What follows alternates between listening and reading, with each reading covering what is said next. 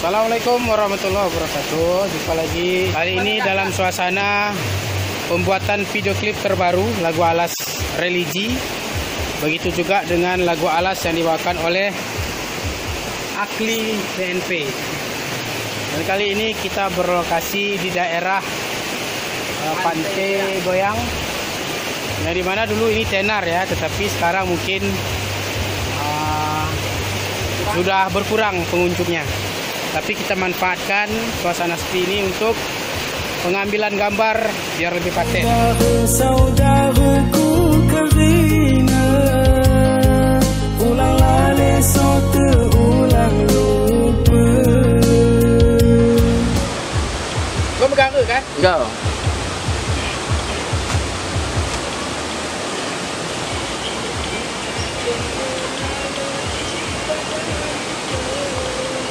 Dah beli awet kuda. Dalam suara aku. Ingat produser nan, tenang. Oh no. Asrap ni, nanti dia ya. Jangan situ, jangan situ. Sini. Baca itu. Ada apa tu? Di mana kau teh? Di mana situ kau? Aduh. Dah siap ya? Ya.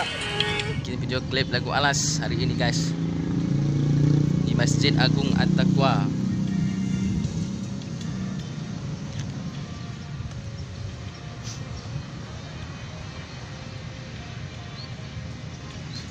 Mantap.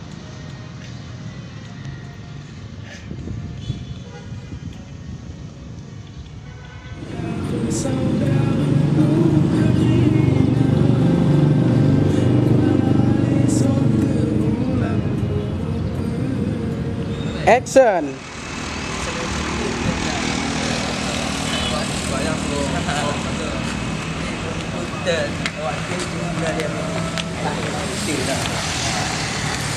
Ini masuk tangan deh Rahmadani, coba masuk tangan. Sen, gopo. Geluh kelakuh lawe be.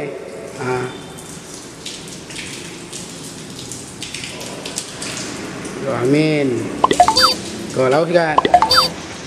Oke, hari ini kami di Masjid Agung At-Taqwa ya, yaitu membuat video klip lagu religi, lagu Muslim sama Tengku Sahdari. Semoga videonya berkah ya Ustaz. Amin ya Rabbal Alamin. Dan bisa memotivasi kita semua untuk lebih mendekatkan diri kepada Allah. Amin. Selalu memegang teguh Al-Quran dan sunnah-sunnah Nabi.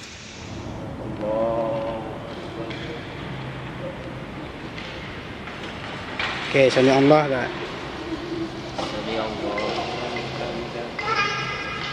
Oke, sujud.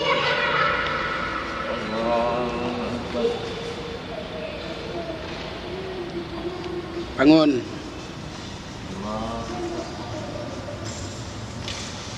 Terus. Tahiyat kan? Sembahyang ini